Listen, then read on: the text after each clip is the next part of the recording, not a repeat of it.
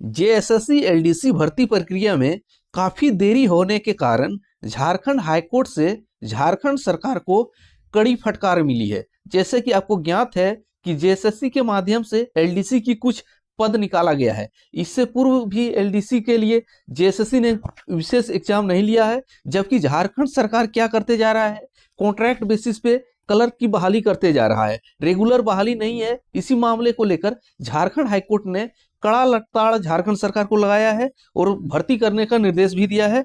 तो क्या मामला है, तो क्लर्क पद पर नियमित नियुक्ति मामले में झारखंड हाईकोर्ट ने मांगा जवाब।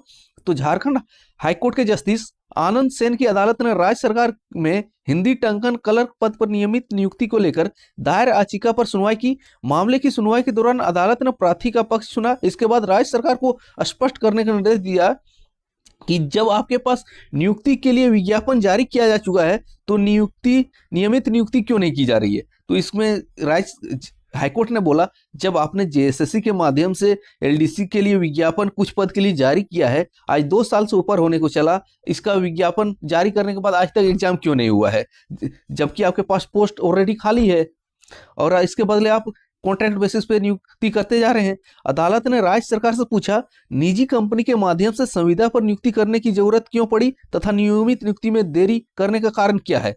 नियमित नियुक्ति में हो रही देरी तथा संविदा के आधार पर नियुक्ति करने के मामले में राज्य सरकार को शपथ पत्र के माध्यम से जवाब दायर करने का निर्देश दिया है। अभी शुरुआती सुनवाई में ही राज्य सरकार को कड़ा फटकार लग चुका है। जब आपके पास ऑलरेडी खाली पद है, इसके लिए आपने विज्ञापन भी निकाला है, तो आप खाली पद को भर क्यों नहीं रहे, परीक्षा ले क्यों नहीं रहे लंबे समय से, क्या कारण है। इसके बदले आप कॉन्ट्रैक्ट बेसिस पे नियुक्ति देते जा रहे हैं किसी एक निजी कंपनी के माध्यम से, इसमें क्या फायदा है। मामले की अगली सुनवाई 8 सप्ताह के बाद की तिथि निर्धारित की गई है। इससे पूर्व प्रार्थी की ओर से अदालत को बताया गया था कि जानबूझकर नियमित नियुक्ति की प्रक्रिया में टालमटोल की जा रही है, एक खास निजी कंपनी के माध्यम से संविदा पर नियुक्ति की जा रही है। ऐसा करना संवैधानिक प्रावधानों का विपरीत है। तो बिल्कुल सही है। अब इससे होगा क्या, 8 सप्ताह के बाद जैसे झारखंड सरकार को झारखंड हाईकोर्ट में शपथ पत्र के माध्यम से जवाब दाखिल करना है कि हम जेएसएससी के माध्यम से जो एलडीसी और क्लर्क की बहाली होती है, इसका नियुक्ति प्रक्रिया में तेजी लाएंगे और जो कॉन्ट्रैक्ट बेसिस पे जो हो रहा था उनका इसमें धीमा लाएंगे। तो होगा इससे जेएसएससी की कार्य प्रणाली में जो एलडीसी के संबंध में है उसमें तेजी आएगा। क्योंकि अभी तक जो देखा गया झारखंड में, हाईकोर्ट जब फटकार लगाती है तभी झारखंड सरकार और जेएसएससी सुनती है। तो इससे होगा आपको एलडीसी के भर्ती प्रक्रिया में तेजी देखने को मिलेगी और एलडीसी के अन्य विज्ञापन जारी होगा बहुत जल्द, क्योंकि हाईकोर्ट इस मामले पर गंभीर हो गया है। जैसे उससे पूर्व आपने देखा झारखंड हाईकोर्ट जो झारखंड में विशेष टीचर है, इस मामले पे गंभीर हुआ तो झारखंड सरकार को विशेष टीचर की बहाली निकालना पड़ा।